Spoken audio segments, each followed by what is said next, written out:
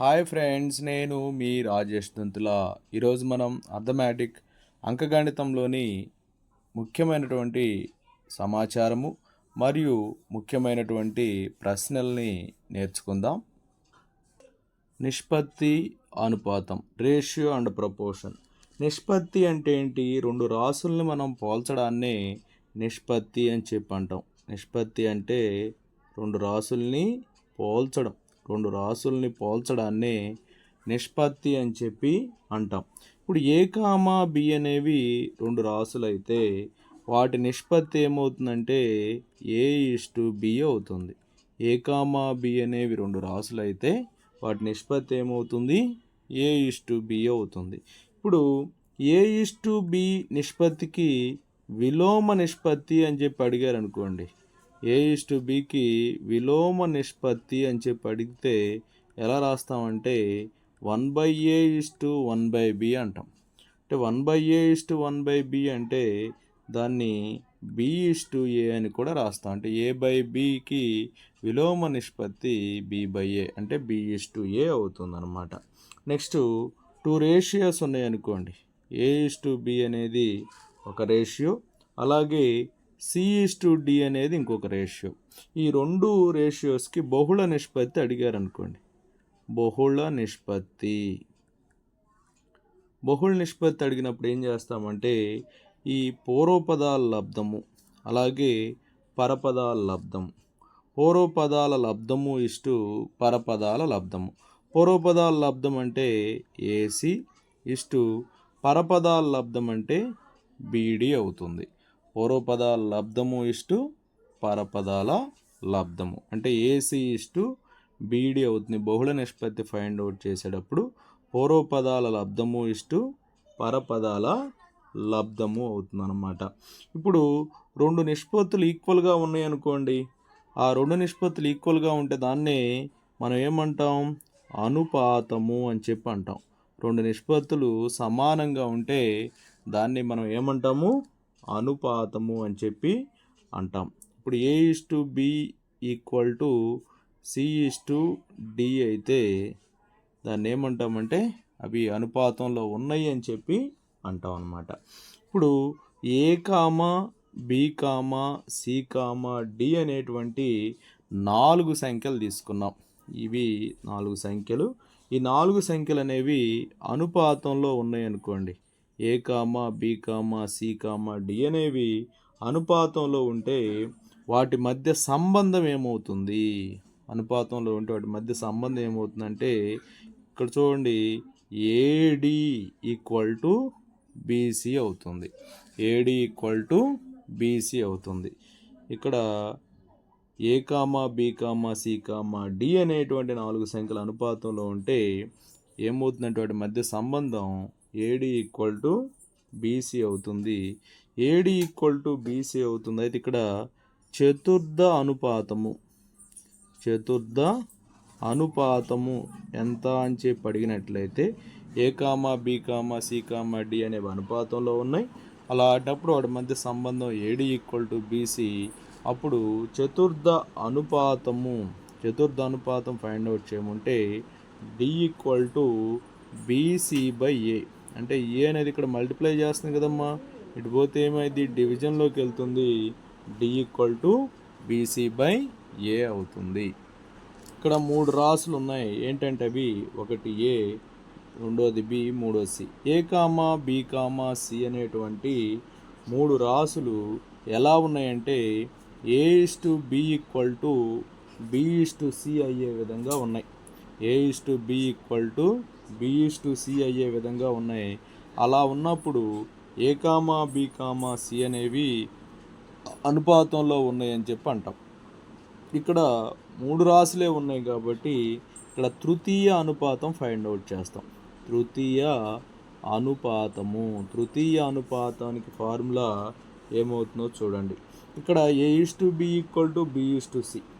A:B = B:C ఇలా ఉన్నప్పుడు తృతీయ అనుపాతం ఏమవుతుందంటే C = B²/A అవుతుంది. ఇది ఎలా వస్తుందంటే చూడండి, AC = B × B. Okay, C equal to B into B ఏమవుతుంది, బి స్క్వేర్ బై ఏ అవుతుంది. A comma B comma C అనేవి 3 రాసులు. అయితే ఇక్కడ A is to B equal to B is to C అవుతే తృతీయ అనుపాతం ఏమవుతుందంటే C equal to B square by A అవుతుంది.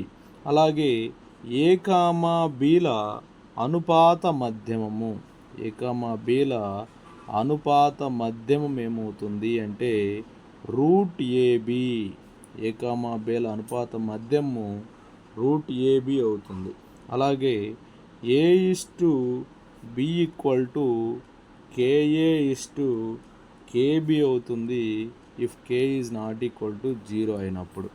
ఏ is to B equal to KA is to KB అవుతుంది K is not equal to 0 అయినప్పుడు. Next చూడండి, A by B equal to C by D equal to E by F equal to G by H equal to and so on equal to K అయితే చూడండి, A by B equal to C by D equal to E by F equal to G by H equal to and so on equal to K అయితే దాన్ని ఎలా రాస్తాం చూడండి, A plus C plus E plus G plus so on by B plus డినామినేటర్లో రండి D plus F plus H plus so on equal to K అవుతుంది. Next A by B equal to C by D, A by B equal to C by D అయితే A plus B by A minus B equal to C plus D by C minus D అవుతుంది. దీన్ని కాంపోనెండో dividendo rule అని చెప్పి అంటాం. కాంపోనెండో dividendo rule అని చెప్పి అంటాం. కాంపోనెండో డివిడెండో అని చెప్పి అంటాం ఇలా రాస్తే. A by B equal to C by D అయితే A plus B by A minus B equal to C plus D by C minus D అవుతుంది. దీన్నే కాంపోనెండో డివిడెండో రూల్ అని చెప్పి అంటాం. Next A comma B comma C comma D అనేవి 4 సంఖ్యలు. ఇవి మొదట అనుపాతంలో లేవు అనుకోండి, అనుపాతంలో లేవు. ఇలా అనుపాతంలో లేనప్పుడు వీటికి ఎక్స్ అనేటువంటి వాల్యూని కలిపామనుకోండి, ఎక్స్ అనేటువంటి వాల్యూని కలిపితే అవి అనుపాతంలోకి వచ్చినాయి. అలా వచ్చినప్పుడు ఎక్స్ వాల్యూ ఎంత అని చెప్పి అడిగితే ఫార్ములా గుర్తుపెట్టుకోండి, AD minus BC by B plus C minus A plus D, B plus C minus A plus D, B plus C minus A plus D. చూడండి, AD minus BC equal by AD minus BC by B plus C minus A plus D అవుతుంది. ఎప్పుడు ఇది A comma B comma C comma D అనేటువంటి 4 సంఖ్యలు అనుపాతంలో లేనప్పుడు వాటన్నిటికీ మనం ఎక్స్ని కలిపితే, ప్రతి సంఖ్యకి మనం ఎక్స్ని కలిపితే అవి అనుపాతంలోకి వచ్చినప్పుడు ఆ ఎక్స్ వాల్యూ ఎంత అని అడిగితే A into D AD minus B into C BC, A into D AD minus B into C BC by B plus C minus A plus D అవుతుంది. X equal to AD minus BC by B plus C minus A plus D అవుతుంది. Next అనులోమానుపాతము. ఇప్పుడు 2 quantities ఉన్నాయనుకోండి, X comma why అనేటువంటివి 2 quantities ఉన్నాయి. ఇప్పుడు X అనేటువంటి క్వాంటిటీలో పెరుగుదల వస్తే వై అనేటువంటి క్వాంటిటీలో కూడా పెరుగుదల వచ్చినట్లయితే అవి రెండు కూడా అనులోమానుపాతంలో ఉన్నాయి అంటాం. ఇప్పుడు 5 పెన్నులు 25 రూపాయలు అనుకోండి, 5 పెన్నుల ధర 5 కలముల ధర 25 రూపాయలు అని చెప్పి అనుకోండి. 10 కలముల ధర ఎంత అవుతుంది అంటే 10 ఇంటూ 5 50 అవుతుంది. అంటే 5 పెన్స్ కాస్ట్ వచ్చేసి 25 రూపీస్ అయితే 10 పెన్స్ కాస్ట్ ఏమవుతుంది 10 ఇంటూ 5 50 రూపీస్. ఇక్కడ పెన్స్ ఇంక్రీజ్ అయినాయి, అలాగే కాస్ట్ కూడా ఇంక్రీజ్ అయింది. పెన్స్ అలాగే కాస్ట్. కాబట్టి పెన్స్ అనేవి కాస్ట్కి ఎలా ఉన్నాయంటే డైరెక్ట్లీ ప్రపోర్షనల్, అంటే అనులోమానుపాతంలో ఉన్నాయి అన్నమాట. అంటే ఒక రాశిలో పెరుగుదల మరొక రాశిలో కూడా పెరుగుదలను సూచిస్తుంది, అలాగే ఒక రాశిలో తగ్గుదల మరొక రాశిలో తగ్గుదలను సూచిస్తుంది. అలా సూచిస్తే అవి అనులోమానుపాతంలో ఉన్నాయని చెప్పి చెప్తాం.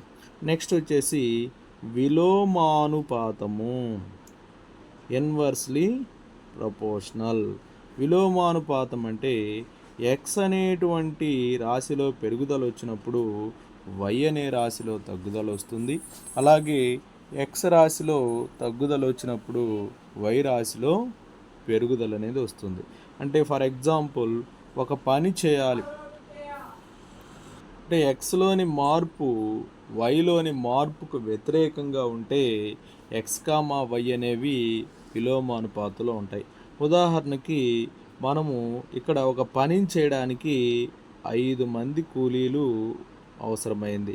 ఈ 5 మంది కూలీలు అనేవాళ్ళు ఆ పనిని చేయడానికి 10 రోజుల సమయాన్ని తీసుకున్నారు. అయితే 10 మంది కూలీలు వచ్చారనుకోండి, అప్పుడేమైంది, రోజుల సంఖ్య తగ్గిపోతుంది అనమాట. అంటే ఇక్కడ కూలీల సంఖ్య పెరిగితే రోజుల సంఖ్య తగ్గుతుంది. అంటే ఫర్ ఎగ్జాంపుల్ 6 డేస్కి కంప్లీట్ చేశారనుకోండి, అంటే 5 మంది 10 రోజుల్లో చేసే పనిని 10 మంది 6 రోజుల్లోనే పూర్తి చేశారనుకోండి. అంటే ఇక్కడ ఏంటి, ఇక్కడ కూలీల సంఖ్య పెరిగింది, రోజుల సంఖ్య ఏమో తగ్గిపోయింది. ఇలా ఒక క్వాంటిటీలో ఇంక్రీజింగ్, అనదర్ క్వాంటిటీలో డిక్రీజింగ్ ఉంటే అవి విలోమానుపాతంలో ఉన్నాయని చెప్పి అంటాం.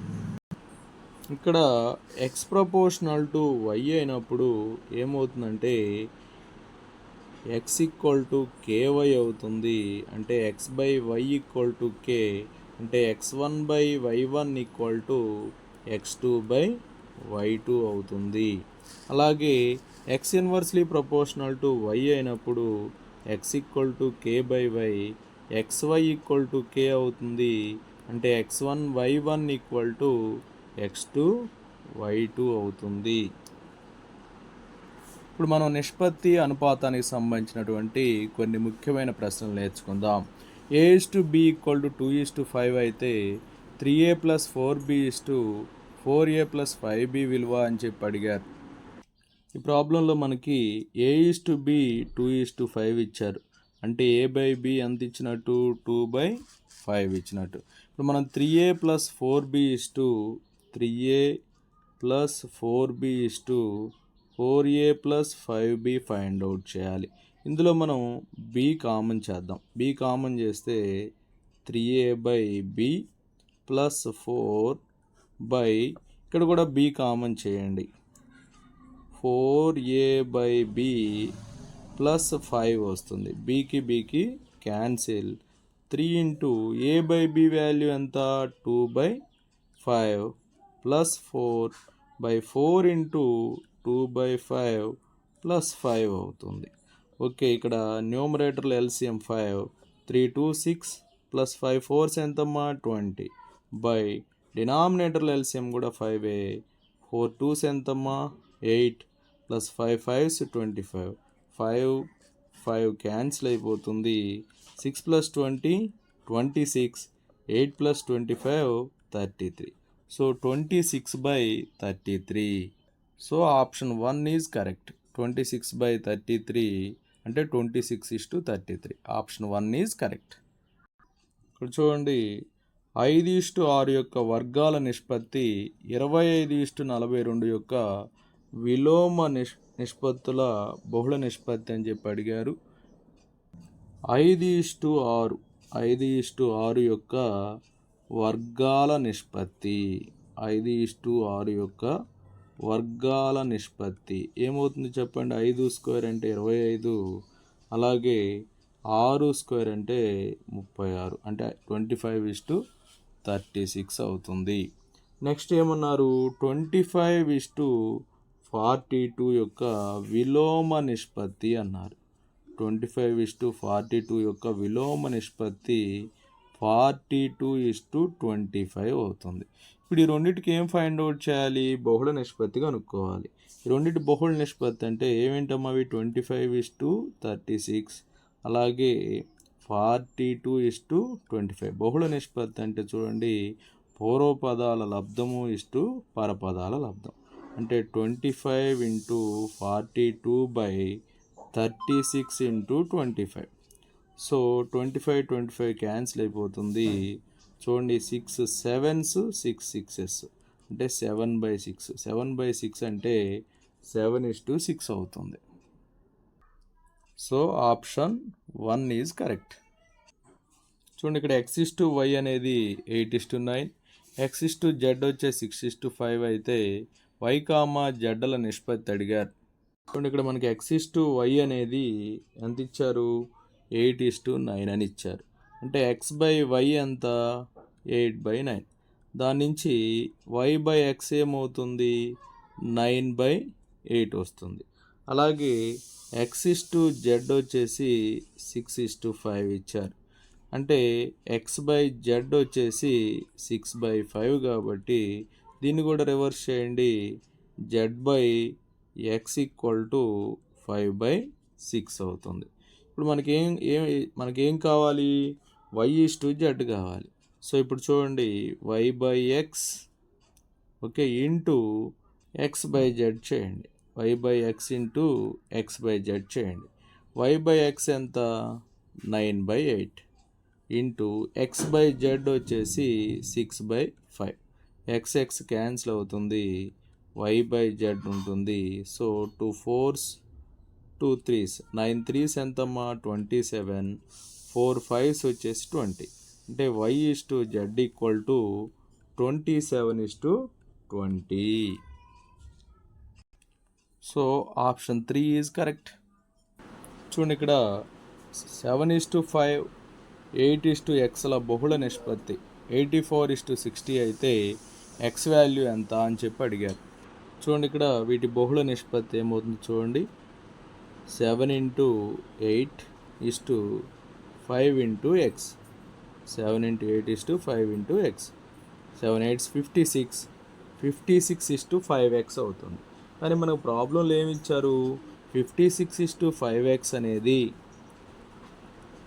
84:60కి ఈక్వల్ అని చెప్పి ఇచ్చారు. అంటే product of means equal to product of extremes అవుతుంది. అంటే 5x × 84 = 56 × 60 అవుతుంది. So x = 56 × 60/84 × 5. 5 1s 5 12s 12 1s 12 7s 7 1s 7 8s.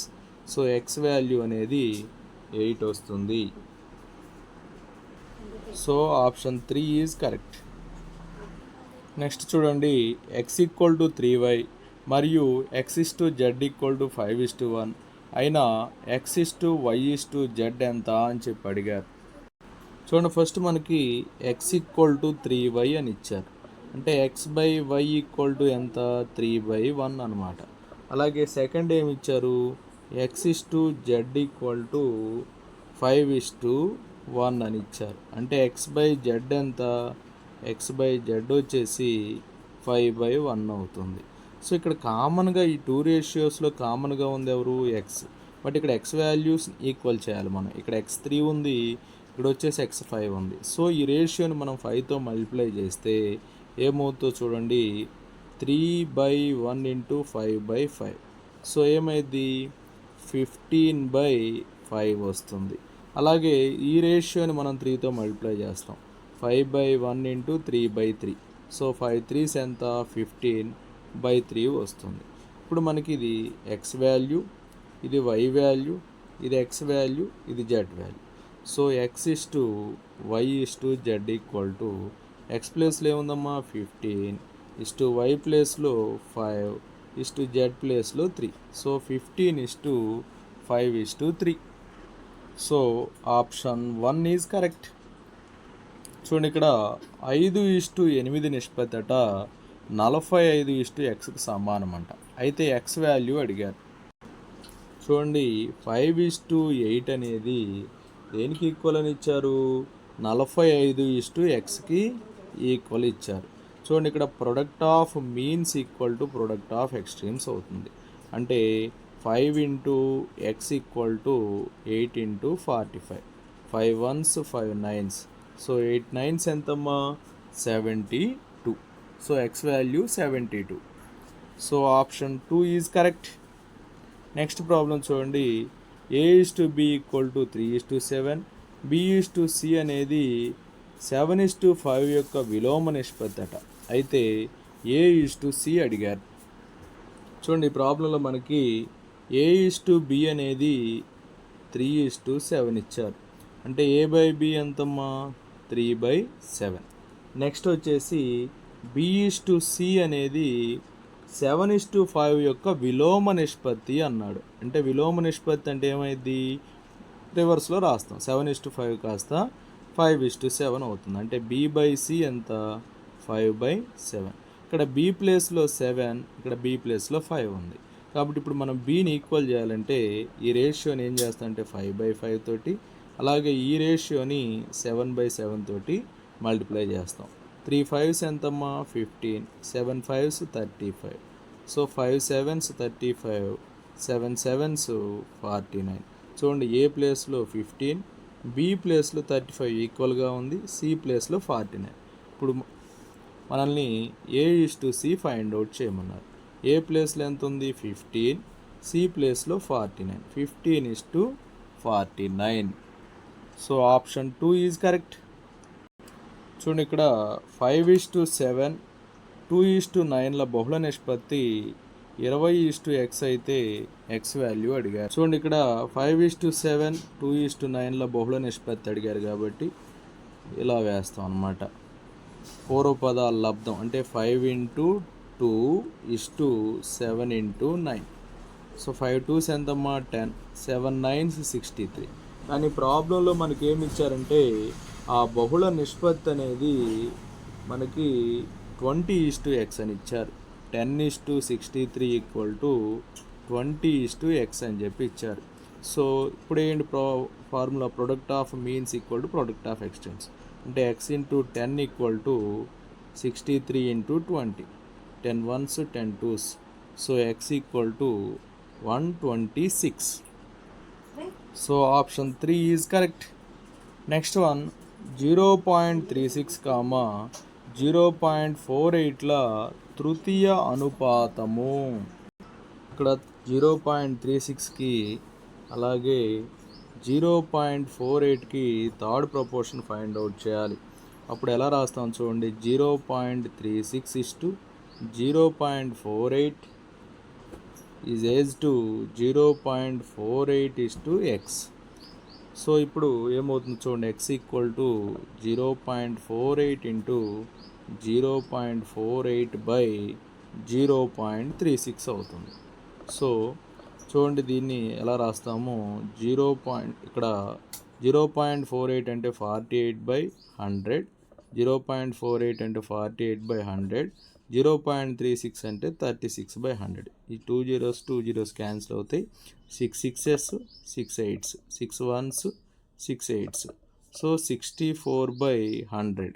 64/100 అంటే 0.64 వస్తుంది. So option 1 is correct. A, B, Cల జీతాలు 2:3:5 నిష్పత్తిలో ఉన్నాయట. A, B, Cల జీతాలు 2:3:5 నిష్పత్తిలో ఉన్నాయట. వారికి వరుసగా 15%, 10% మరియు 20% జీతాల పెంపుదల ఇస్తే వారి కొత్త జీతాల నిష్పత్తి అడిగారు. ఈ ప్రాబ్లంలో మనకి A:B:C వచ్చేసి 2:3:5 ఇచ్చారు. So A equal to 2K, B equal to 3K, C equal to 5K. ఇక్కడ ఏలో 15% ఇంక్రీజ్ అయింది అన్నారు కాబట్టి ఏ న్యూ శాలరీ ఏమవుతుందంటే 115/100 ఇంటూ 2K. అలాగే బి శాలరీ ఎంత ఇంక్రీజ్ అయిందని చెప్పి ఇచ్చారు? 10% ఇంక్రీజ్ అయింది అన్నారు. అంటే 110/100 ఇంటూ 3K అవుతుంది. అలాగే సి వచ్చేసి 20% ఇంక్రీజ్ అయిందని చెప్పి అన్నాడు. కాబట్టి 120/100 ఇంటూ 5K అవుతుంది. సో అన్నిట్లో హండ్రెడ్స్ క్యాన్సిల్ అయిపోతాయి.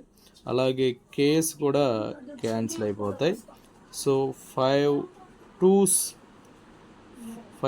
10, 5 3s 15. అలాగే 5 2s 5 2s 5 2s 10, 5 4s 20. So 23 2s 46 is to 22 3s 66 is to 24 5s 5 4s 20, 5 2s 10 plus 2 12 120. So 44 is to 66 is to 120. Second table 2 2s 2 3s 2 3s 2 3s 2 6s 2 zeros 23 is to 33 is to 60. So option 3 is correct. A plus B is to B plus C is to C plus A equal to 6 is to 7 is to 8 అయితే A is to B is to C అడిగారు. ఇక్కడ A plus B is to B plus C is to C plus A అనేది 6 is to 7 is to 8 ఇచ్చారు. అంటే ఇది 6K అవుతుంది, ఇది 7K, ఇది 8K అవుతుంది. సో వీటన్నిటిని యాడ్ చేస్తే 2A plus 2B plus 2C equal to 6K plus 7K plus 8K అవుతుంది. సో ఇక్కడ 2 కామన్ చేస్తే A plus B plus C equal to 6 7 13 13 8 21 21K అవుతుంది. So A plus B plus C equal to 21/2 అంటే 10.5K వస్తుంది. So ఇందులో మనకు already A plus B తెలుసు ఎంత 6K. సో A plus Bని మనం సబ్స్టిట్యూట్ చేస్తే 6K plus C equal to 10.5K. C అంటే 10.5K minus 6 ఏమొస్తుంది 4.5K వచ్చింది. 6C వాల్యూ 4.5K వచ్చింది. ఈసారి ఏం చేద్దాం, BC వాల్యూ సబ్స్టిట్యూట్ చేద్దాం. So A plus B plus C ఎంతమ్మా, B plus C వచ్చేసి 7K equal to 10.5K. So A equal to 10.5 minus 7 10.5K minus 7K. So 3.5K వస్తుంది. ఈసారి A plus Cని యాడ్ చేద్దాం. A plus Cని యాడ్ చేస్తే B మిగిలిపోతుంది కదా. B plus A plus C ఎంతమ్మా 8K. B plus 8K equal to ఎంతమ్మా 10.5K. So B equal to 10.5K minus 8K. So ఏమొస్తుంది 2.5K. ఇప్పుడు మనం ఏం ఫైండ్ అవుట్ చేయాలి, A is to B is to C find out చేయాలి. A అంటే చూడండి 3.5K is to B అంటే 2.5K is to C అంటే 4.5K. అన్ని కేలన్నీ క్యాన్సిల్ అయిపోతే 3.5 is to 2.5 is to 4.5. So 35/10 is to 25/10 is to 45/10. 10s అన్నీ cancel అయిపోతాయి. 5 7s 5 5s 5 9s. So 7 is to 5 is to 9. So option 2 is correct.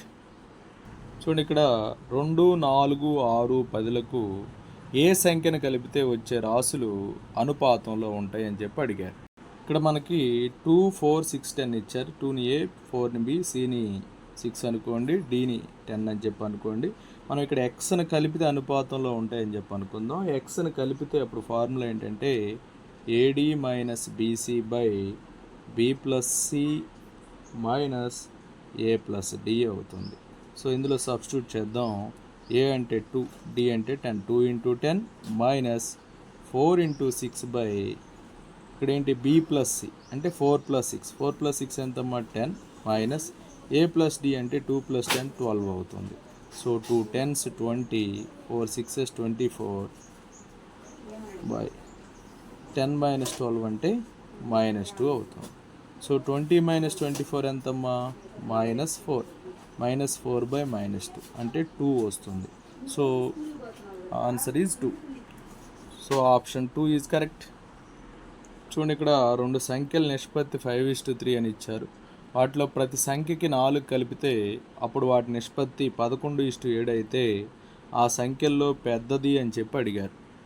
చూడండి 2 సంఖ్యల నిష్పత్తి ఎంత ఇచ్చారు 5:3 అని ఇచ్చారు. అంటే ఏమైంది 5x/3x అవుతుంది. దీనికి ఏం యాడ్ చేశారు 4 యాడ్ చేశారు. ప్రతి నెంబర్కి 4 యాడ్ చేస్తే అప్పుడు రేషియో ఏమైంది 11:7 అంటే 11/7 అయింది.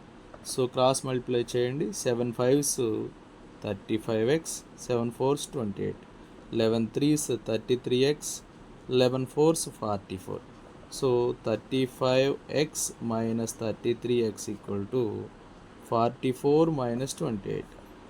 2x equal to 44 minus 28 అంటే మనకి 16 వస్తుంది. So x equal to 16/2. x equal to 16/2 అంటే 8 వస్తుంది. సో 5x కాబట్టి 5 8s ఎంత 40. తర్వాత 3x కాబట్టి 3 8s వచ్చేసి 24. పెద్ద నంబర్ ఏది అన్నాడు. 40 అనేది పెద్ద నంబర్ అవుతుంది. So option 4 is correct. Okay, thank you friends. నా వీడియో నచ్చినట్లయితే లైక్ చేయండి, మీ మిత్రులు షేర్ చేయండి, ఇంకా మన ఛానల్ని సబ్స్క్రైబ్ చేయకపోతే సబ్స్క్రైబ్ చేసుకోండి. Thank you for watching.